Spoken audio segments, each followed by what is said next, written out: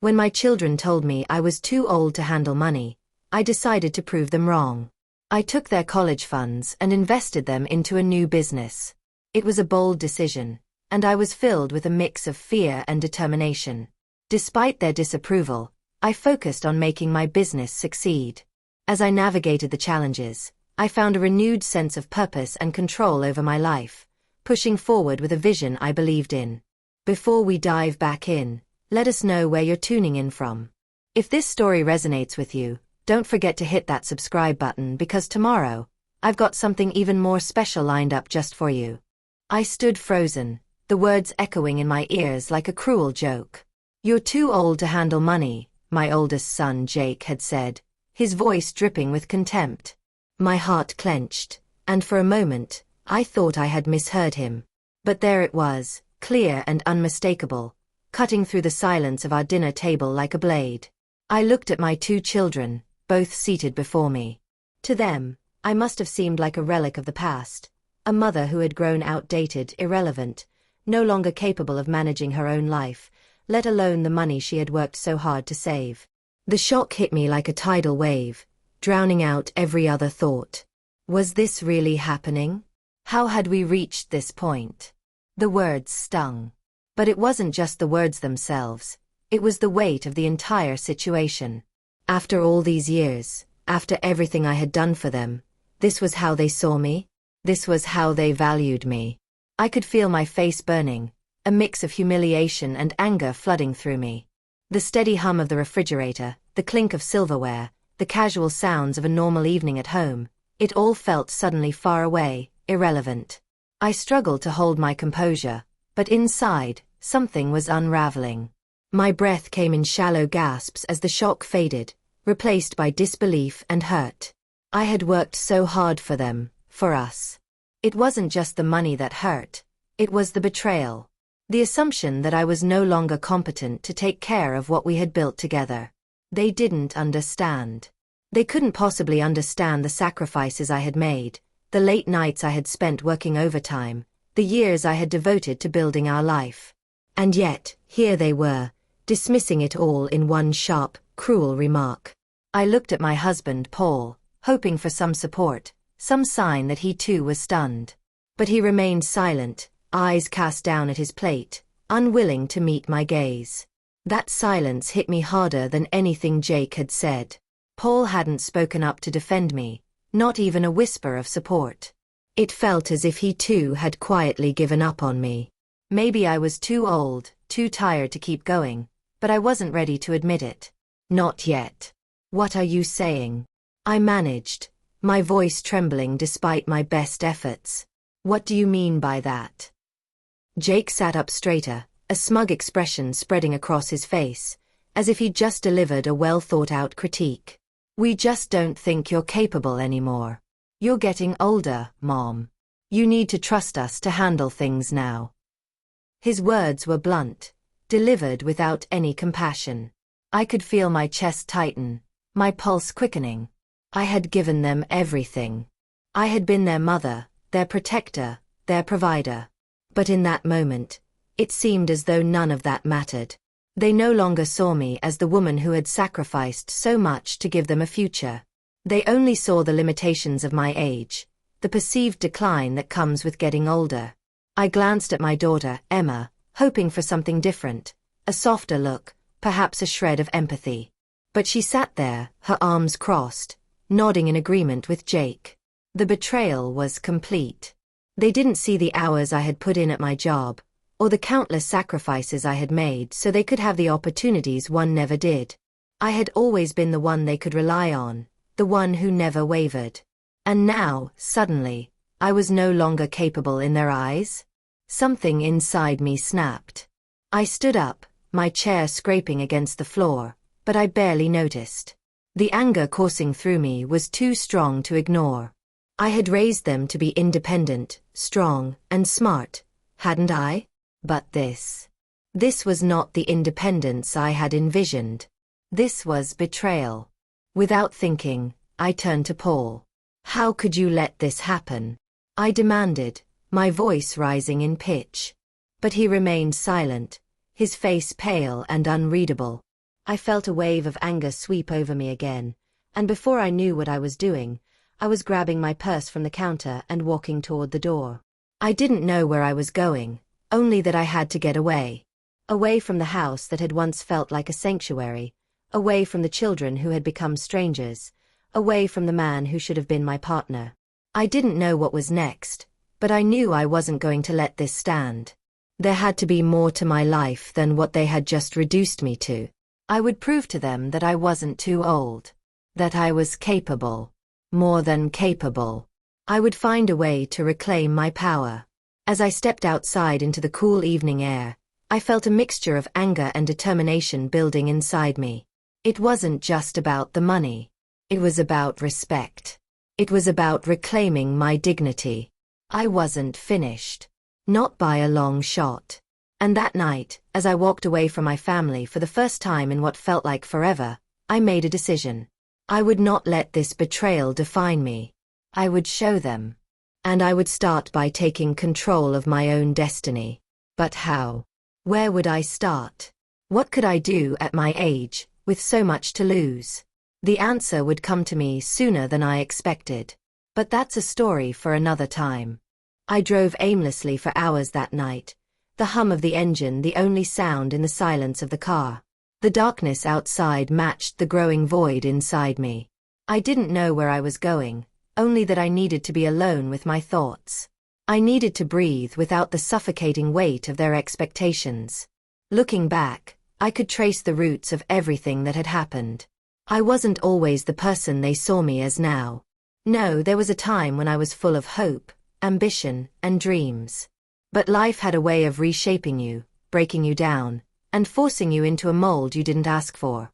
I had never imagined my life would turn out the way it had. My name was Sarah, and when I first became a mother, I was young, vibrant, and full of dreams. I wanted to be someone who made a difference, who worked hard and provided for my family. I had been a young woman who had married Paul right out of college. He was smart, dependable, and stable, everything I had wanted at the time. Our relationship had been built on a foundation of love and shared dreams. We talked about the future constantly, about the kind of parents we wanted to be, the kind of life we would give our children. But somewhere along the way, those dreams started to slip through our fingers, one sacrifice at a time. I had given up my career for them, for Paul, for the children. I loved them both so much that it never once crossed my mind to regret my decision. I had always believed that being a full-time mother, being present for every milestone, was the right choice. In the beginning, I had felt fulfilled. But over time, that fulfillment started to fray at the edges. Jake was born first. He was a happy, curious child, always into something, always asking questions, exploring the world around him with a voracious hunger. Then Emma came a few years later, a quiet child, more introspective, but with the same deep need for affection and attention. The early years of motherhood were chaotic but full of purpose. I didn't mind the sleepless nights, the long days, the unrelenting demands. I was there every moment, every minute. And when Paul's career took off, I stepped back even more. I became the one who held everything together. I managed the household, took care of the kids, kept everything running smoothly so that Paul could focus on his work. I was the foundation. And I was fine with it. Or so I thought. But as the years wore on, I began to notice a shift. Paul was always busy with work, always too tired to engage with the family. It wasn't that he didn't care, but he had become distant. He was the provider, the breadwinner, the one with the prestige and the accomplishments. I started to feel invisible, but I told myself it didn't matter. I had made my choice. I had chosen family over career, over ambition. And in some ways, I had been proud of that. But something started to stir within me as the years passed. I started to feel as if I was fading away. I had dedicated myself entirely to the kids, to Paul. But who was I, really? Somewhere along the way, I had lost myself. I hadn't followed my passions. I hadn't taken time for me. And though I never admitted it, I began to resent the life I had sacrificed everything for. Paul's detachment didn't help. As I managed the household and raised the children, I began to feel more like a servant than a partner. I became the invisible woman, doing all the work, getting none of the recognition. And then, as if to confirm my worst fears, the children began to grow up and pull away from me as well. When Jake and Emma became teenagers, the shift became even more evident. They had their own lives, their own friends, their own interests. And when I began to reach out, to ask for their help, for their time, I was met with resistance. It wasn't outright rejection, but there was an air of dismissiveness that stung more than any harsh words ever could. But it wasn't just the children. Paul became more absorbed in his own life. His career demanded more of his attention, and he grew distant. It wasn't an affair, but it was something far worse. He was emotionally absent. When I needed him the most, he was either too busy or too tired to notice the cracks in our relationship. I was left with the weight of everything, trying to keep everything afloat while sinking beneath the surface. The constant feeling that I was losing control, that I was no longer the woman I used to be, gnawed at me daily. And yet, through it all, I stayed. I stayed for the family, for the kids, for Paul. I believed that this was the life I had chosen.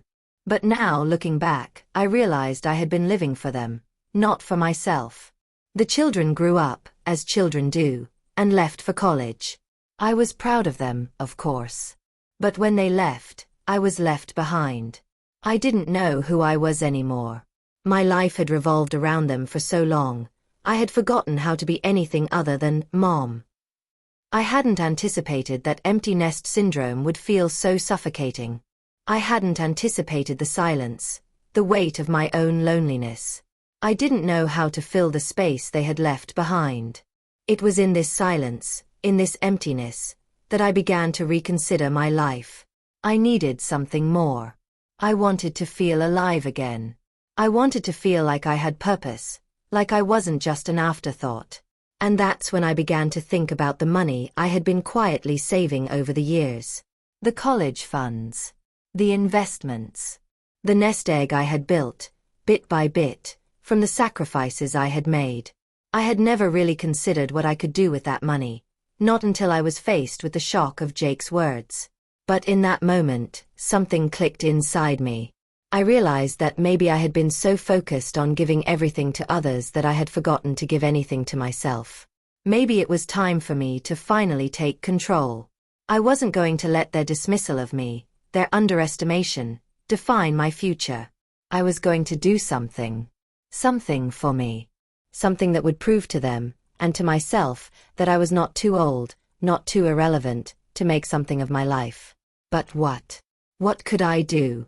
And then, as if the universe had heard my silent cry for direction, the answer came to me. A business. I could start my own business. I had the experience, the knowledge, the connections. It wasn't a dream, it was a plan. But there was something else that I wasn't yet ready to face. Something I had been hiding from everyone, even myself. I had one more card to play. It wasn't long after that night, when Jake's cruel words still burned in my memory, that I realized something critical. I couldn't stay in my current life. I had to change it, and I had to change it now. I wasn't going to be reduced to a has-been. I wasn't going to be dismissed as just the aging woman who couldn't possibly understand the modern world. I was going to make something of myself, something that mattered. But how? How was I supposed to take that first step? The answer wasn't as clear as I had hoped. I knew I had some savings, money that I had carefully tucked away over the years, mostly for the children's education. It had always been the plan. I would use what little money I had left to invest in their futures. It was a comforting thought, knowing I had given everything I could to give them the best chance at life. But then I realized, they didn't see it that way. They didn't see me.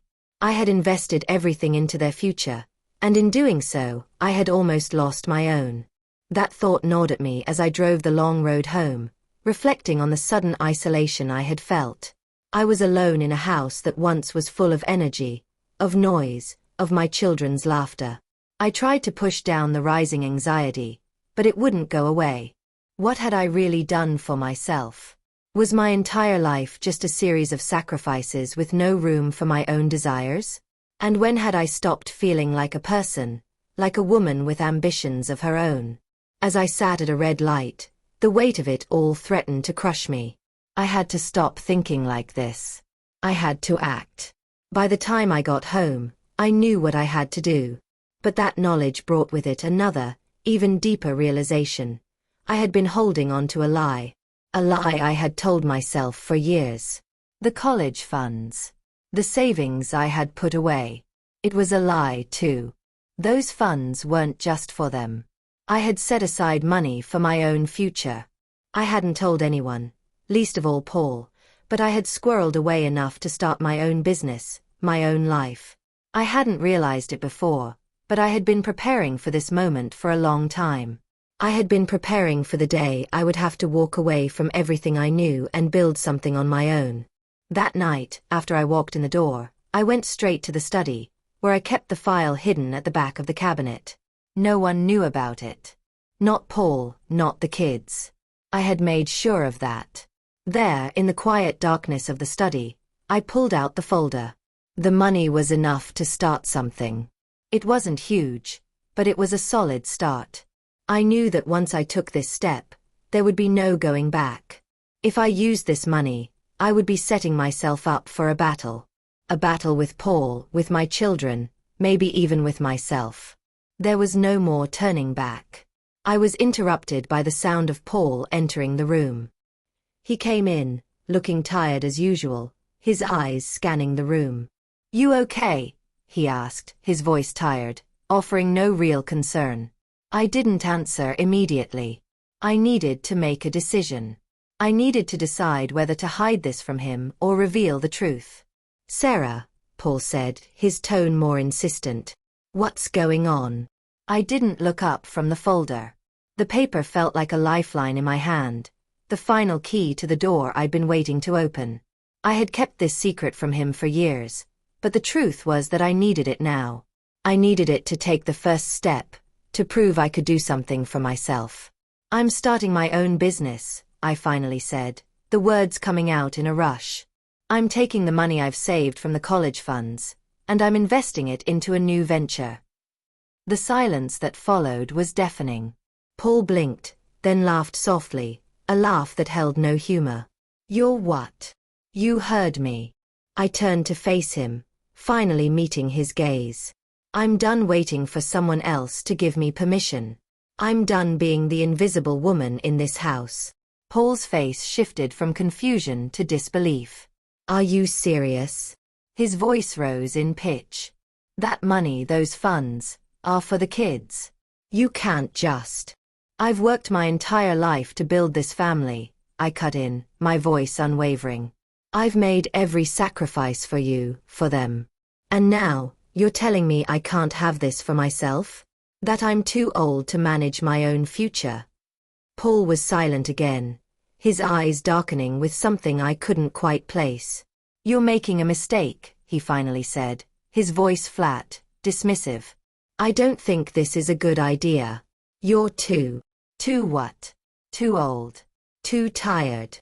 I felt the anger bubbling up again, the same anger that had surged through me that night at dinner, the anger that had propelled me into this decision. "I'm not too anything, Paul. I'm still here. I'm still capable. And I'm going to do this." Paul's face twisted into something darker. "I can't believe you do this. After everything we've been through, you're going to throw it all away for some business." "Yes, I am," I said, my voice finally steady. "Because I've spent my life sacrificing for others. I've spent my life putting everyone else's needs before my own. And now, I'm putting myself first. For once." Paul stood there, staring at me with a mix of disbelief and frustration. "I don't think you understand what you're doing. You don't even have a plan. You're gambling everything." I held his gaze for a long moment, but I could see the doubt in his eyes. There was no turning back now. I had made my choice. The shock on his face was enough to tell me that I was breaking something inside him. But the feeling inside me was something entirely different. It was freedom, the kind I hadn't felt in years. I turned back to the folder. The business I wanted to start, it wasn't going to be easy. It was going to require hard work, dedication, and a lot of risk. But for the first time in years, I felt like I had something that was mine. A purpose that wasn't dictated by anyone else. I've already made up my mind, I said, my voice more firm than it had been in years. And this time, I'm not asking for anyone's permission. I watched Paul walk away in silence, the air thick with unresolved tension. But this time, I didn't chase him. This time, I didn't need to. Because for the first time, I was standing on my own 2 feet, ready to take control. I didn't know where this road would lead. But I knew one thing. I wasn't going to let anyone tell me what I could or couldn't do anymore. The days after my confrontation with Paul were a whirlwind. I had expected pushback, but I hadn't anticipated just how cold and distant he would become. The silence between us was suffocating. He barely spoke to me, and when he did, it was curt, dismissive. The children, too, hadn't been particularly supportive, though their reactions were less intense. They didn't quite understand what I was doing, and I don't think they took me seriously at first. They assumed I was having a moment of midlife crisis, that it would pass. But deep down, I knew I couldn't afford to wait for it to pass. I had already waited too long. I spent my days researching. What kind of business could I start? I didn't have a grand vision of changing the world, but I wanted something that would not only give me a sense of purpose, but something I could run on my own, without needing the approval or assistance of anyone. I had worked in a variety of fields before, always in administrative roles, finance, operations, project management. There was something there. Something I could build upon. After some deep thought, I decided to open my own consulting business. It was a simple enough concept, helping small businesses manage their finances, organize their operations, and set realistic goals for sustainable growth. I had the skills. I had the experience. And, more importantly, I had the drive. There was no going back. I couldn't. As I started to formulate a plan, something else began to form in the back of my mind. There was something I hadn't shared with anyone. Something that had been hidden for years, something I had carefully tucked away and guarded.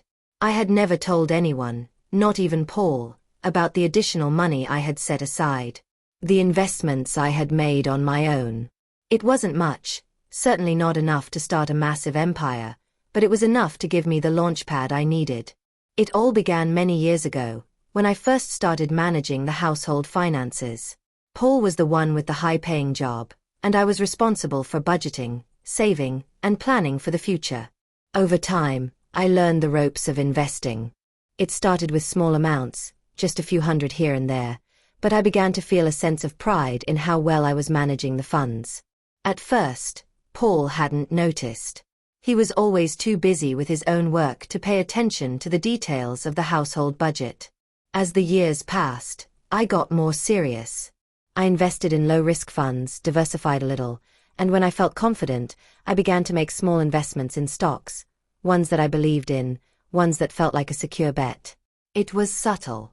I made sure to never touch the college funds for Jake and Emma, but I knew that I was building something separate. Something that I would one day be able to use for myself. It wasn't just the money that mattered, it was the security. For the first time in my life, I had something that wasn't tied to anyone else's expectations. It was mine. My own little nest egg, hidden away in the form of stocks and bonds, accounts that I alone managed. No one else knew about them. But that secret, my secret, was about to become the very tool I would use to create my future. When I had confronted Paul about my business, I had been met with opposition, skepticism, and frustration. He argued that the money I was using should be for the kids' future, that I was being reckless. But what Paul didn't know was that those funds weren't the only money I had. I had built up something else, something that could serve as my backup plan. And while I didn't know how long it would take to grow the business, I knew this. I had enough saved up to ensure I wouldn't fall flat on my face. The first thing I did was get to work on a business plan. I couldn't afford a fancy consultant or a team of experts, so I did it myself. I researched competitors, looked for gaps in the market, and reached out to potential clients. Slowly but surely, my vision began to take shape. But behind that vision was something more important: confidence. For the first time in years, I felt like I was in control of my own future. Paul barely spoke to me after that initial confrontation. It was clear he thought I was making a mistake. The house was filled with a kind of coldness, a distance that had never been there before. Every night, I would retreat to the study, poring over business articles, working on my business model, building a website. Slowly, quietly, building something that would prove them all wrong. But what hurt the most wasn't Paul's silence. It was the distance that began to grow between me and the children. I had expected Jake and Emma to at least understand, to give me the benefit of the doubt. After all, they had seen how hard I worked to make sure they had everything they needed. But as soon as I revealed my intentions, it was like a wall went up between us. At first, Jake didn't say much. He just looked at me, his face a mixture of confusion and annoyance. "Mom, what are you even doing?" he asked one day when I told him about the business. "You've never run anything on your own before. You're just going to throw everything away on this." Emma, always quieter, didn't say anything at all. She just stared at me, her arms crossed, her eyes betraying a deep sense of disappointment. She didn't believe in me either, I could tell. And that hurt. But, deep down, I knew that I had to do this for myself. This was my chance, and I couldn't afford to back down. I wasn't doing it for them anymore. I wasn't doing it for Paul. I was doing it for me. For the woman I used to be, the woman I had almost forgotten in the process of being a mother and a wife. As I sat alone in the study late one night, reviewing my budget and finalizing some contracts with new clients, something shifted. A wave of calm washed over me. This was real. It wasn't just a pipe dream anymore. It was happening. I wasn't just taking money from a college fund anymore. I wasn't just trying to prove something to Paul or the kids. I was building a future. My future. One that didn't depend on anyone else. And as I looked at my financial records, I realized that this was no longer just a plan, it was a strategy. A plan for success. It wasn't the end of the journey, but it was the first step toward reclaiming what I had lost. What I had been denied for so many years. Control over my own life. And as the days passed, I began to see the seeds of success take root. Small victories, small steps forward. Each contract I signed, each client I secured, was a reminder that I wasn't just a mother, a wife, a caretaker. I was someone who could build something for herself. I wasn't too old. I wasn't irrelevant. I was just getting started. Weeks passed, and slowly but surely, my consulting business began to take shape. There was still so much to do, so many unknowns, but I could feel the momentum building. Each small victory gave me the strength to push forward, despite the deep silence at home and the distance growing between me and my family. I knew it wasn't going to be easy, but every time I faced a challenge, it felt a little less daunting. I had started with local businesses. Small, family-owned companies that needed guidance but couldn't afford a full-time finance department or corporate consultant. It wasn't glamorous, but it was exactly the kind of work I could manage with my experience. Every client I took on was another piece of my new life puzzle. The work was hard, but it was also invigorating. For the first time in years, I felt like I had control over something that truly mattered. Paul, however, remained distant. The tension between us simmered beneath the surface, thick and heavy. He would come home each evening, his face still set in that same disappointed expression. He didn't support what I was doing, and it was clear that he thought I was foolish. His indifference, his lack of belief in me, only pushed me further toward my goal. One night, a few months into my new venture, Paul finally broke the silence. He stood in the kitchen, leaning against the counter, his eyes weary. "I've been thinking about this, Sarah," he began, his voice quiet but firm. "You've really thrown yourself into this business thing. But I think you're making a huge mistake." I could feel the anger rise within me, but I forced myself to stay calm. I was no longer the woman who had to tiptoe around him to seek his approval. I was different now. This isn't just about the business, Paul. It's about me, I said, the words coming out steady and clear. I've spent my entire life supporting everyone else. But now I'm doing something for myself. And I'm not going to apologize for that. He stared at me for a long time, the frustration in his eyes building, but he said nothing. That silence was both maddening and liberating. I knew, deep down, that he didn't understand. He didn't understand why I had to do this. But I didn't need him to. I didn't need anyone to validate my choices anymore. And yet, there was a part of me, quiet and still, that wondered if I was doing the right thing. Was this the right path? Was I risking everything for the sake of proving something? I didn't have answers to those questions, but I did know one thing. I couldn't go back. The phone rang, pulling me out of my thoughts. It was a client, someone I had met a few weeks ago. I had been helping them restructure their business and manage their finances. The conversation was short but sweet, and by the end of it, I had secured a long-term contract. When I hung up the phone, a feeling of accomplishment washed over me. The work I was doing wasn't just paying the bills. It was building something real. Something that belonged to me. I smiled to myself, proud of what I had achieved. Despite everything, despite the doubts, the family drama, the setbacks, I was making it work. That night, Paul barely acknowledged my success. But it didn't matter. What mattered was that I was starting to believe in myself again. I was building a life that wasn't defined by anyone else's expectations. Months passed, and the business grew steadily. I had more clients now, and with each passing day, my confidence grew. I hired my first employee, a bright young woman who shared my passion for helping small businesses succeed. My office was no longer just a room in my house. It had become a real business, with real clients and real work. I could see the difference in the way I held myself now. The woman who had once cowered under Paul's dismissive attitude and Jake's criticism was gone.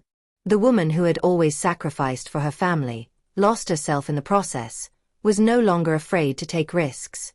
I was starting to feel like myself again, like the woman I used to be, the one with big dreams and a fire in her belly.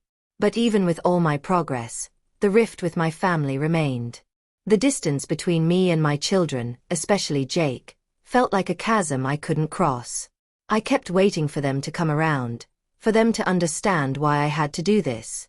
I waited for Paul to see that my business was successful, that it was more than just a fleeting obsession. But they didn't. They didn't understand. It was during one of our infrequent conversations that Jake finally said something that hit me harder than I expected.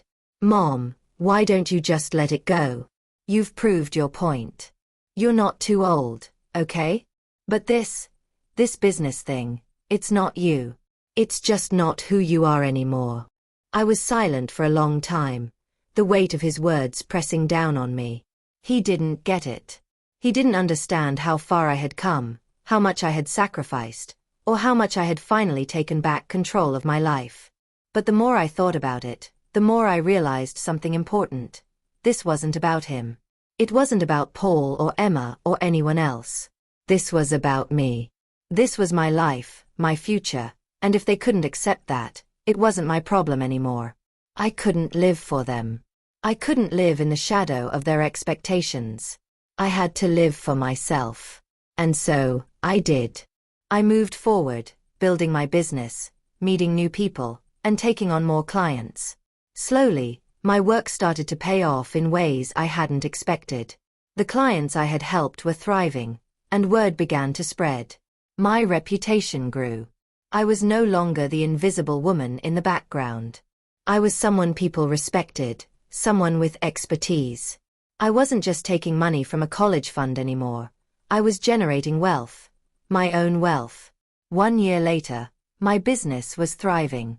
I had a steady stream of clients and a team I trusted. Paul had stopped criticizing me, though we still lived in an uncomfortable silence. The kids, especially Jake, had softened, though I still felt a distance between us. They hadn't fully accepted what I had done, but I had stopped needing their approval. I had built this life for myself. And despite the pain and the sacrifice, despite the betrayal and the loneliness, I had found something worth fighting for, my own freedom. I was no longer the woman who had been dismissed by her family, her husband, even herself. I was the woman who had taken control, who had walked through the fire and come out stronger on the other side. And as I stood in my office, looking out at the small empire I had built, I knew I had done the right thing. I had proved to myself that I was never too old, too tired, or too invisible. I had built a future, not just for them, but for me. The journey wasn't over. But I was no longer afraid. I had taken back control, and nothing was going to take that from me.